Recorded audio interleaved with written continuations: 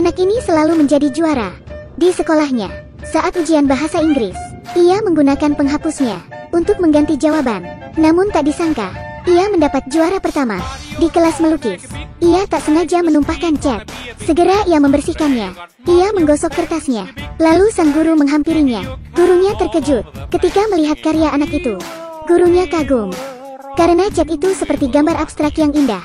Ini juga membuatnya menjadi juara pertama. Ban Chang menjadi salah satu penggemar anak itu. Anak itu bernama Afang. Menghadapi kenyataan yang aneh ini, Afang tidak tahan lagi. Saat ujian matematika, ia mengumpulkan kertas kosong.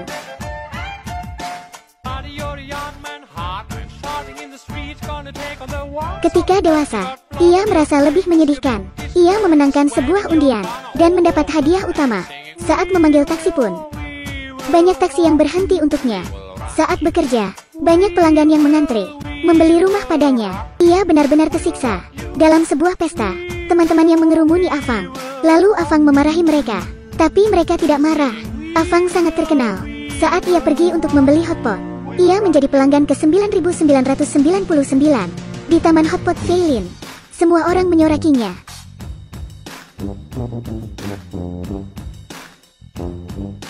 Lalu Afang mencoba menantang takdir. Ia ingin menangkap pencuri dengan petir. Orang yang lewat pun memuji Afang. Hal ini membuatnya menerima penghargaan. Sebagai warga negara yang baik, Afang sudah tidak kuat. Ia memutuskan untuk menemui seorang biksu. Mendengar kehidupan Afang yang mengerikan, biksu itu sangat sedih. Biksu berniat untuk mengakhiri semua itu. Kemudian, kepala wihara pun muncul.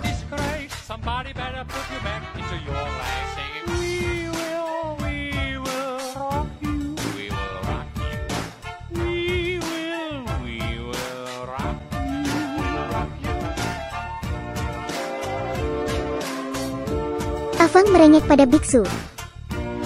Seketika Afang terbangun dari tidur. Ia sedang berada di kelas. Kemudian ia berkhayal lagi, melihat temannya menoleh padanya, lalu memikirkan masa depan. Saat ia tersadar dari khayalannya, ia segera duduk.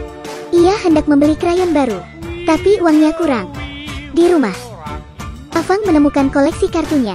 Lalu ia menjual semua kartu pada teman-temannya. Akhirnya, uangnya terkumpul.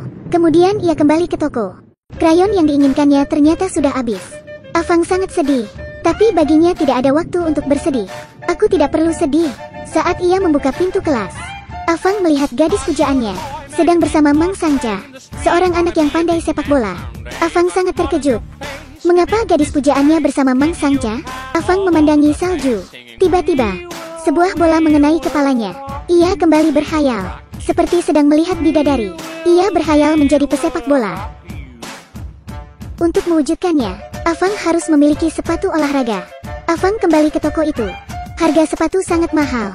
Ia pun hanya bisa makan roti kukus dan minum air putih.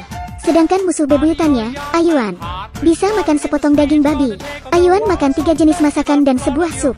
Melihat itu, Afang memutuskan untuk bekerja.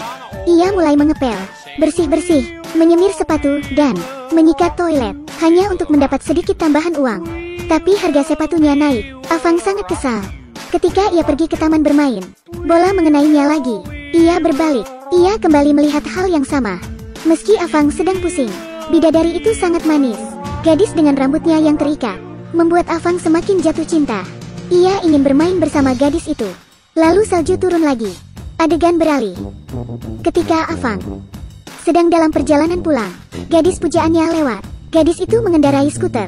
Afang terpana melihat hal itu. Ia memandangi gadis itu, lalu memutuskan untuk membeli skuter. Uangnya kurang. Ia berlari ke rumah dan menemukan mainan berharganya. Lagi-lagi ia menjual semuanya. Kali ini, skuter masih tersedia. Ia melihat pujannya memberi isyarat, tapi isyarat itu bukan untuk Afang. Afang mempelajari sesuatu dari cinta, yaitu sakit hati. Apakah ini nyata? Ia melihat gadis pujaannya pergi bersama Ayuan. Ia melihat kemesraan mereka berdua. Afang hanya terdiam melihat itu. Salju kembali turun. Afang berteriak, tidak cukupkah menjadi kaya dan tampan? Afang sangat kecewa. Ia melanjutkan petualangannya mencari cinta sejati. Afang tersadar dan langsung menemukan gadis pujaannya lagi, yaitu Amei. Afang merasa dialah satu-satunya yang menyukai Amei. Saat jam pulang sekolah, ia menahan Amei karena hendak memberi Amei hadiah. Amei pun tersenyum padanya. Namun ternyata, yang ada di depannya adalah gadis gemuk. Afang segera pergi dari kelas.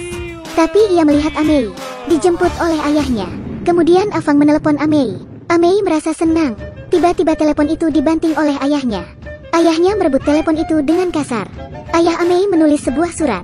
Jangan kau ganggu anakku lagi. Ketika dewasa, mereka menonton film romantis. Afang mencoba mencium Amei. Sambil membayangkan apa yang akan terjadi, Amei menutup matanya. Afang juga memejamkan mata. Tiba-tiba ayah Amei muncul. Keduanya sudah berpacaran selama 4 tahun. Saat mengadakan pesta, orang-orang meminta mereka berciuman. Amei kembali menutup matanya. Ketika Afang hendak menciumnya, Afang merasa ada yang aneh. Ia membuka mata untuk memastikan. Ternyata semua baik-baik saja. Tapi ketika hendak mencium Amei, ayah Amei datang lagi. 2 tahun berlalu, Afang memiliki beberapa sertifikat. Sertifikat itu ada beragam. Saat ini, karir Afang melambung. Tapi ayah Amei berkata, pria konyol, kau pikir semua ini penting? Kau tidak pantas bersama Amei? Afang menjawab, ayah, aku bukan ayahmu. Afang gagal lagi. Kenangannya bagaikan tirai yang muncul bergantian. Tapi Afang tidak berkecil hati. Saat hari hujan, ia menyudahi hubungannya dengan Amei. Tiba-tiba, Amei, aku datang. Afang, aku mendapatkannya. Menikahlah denganku. Ketika Amei hendak menjawab, Afang gagal lagi. Tapi ia tidak menyerah. Akhirnya, hari ini, ayah Amei mengubah penilaiannya terhadap Afang. Ia menerima Afang. Bagaimana dengan masa sekolahmu? Apakah kau menyukai seseorang? Apakah kau sama seperti Afang, yang sangat berpendirian? Oke, sekian review kali ini. Jangan lupa follow, like, dan share ya. Sampai jumpa di video berikutnya. Bye.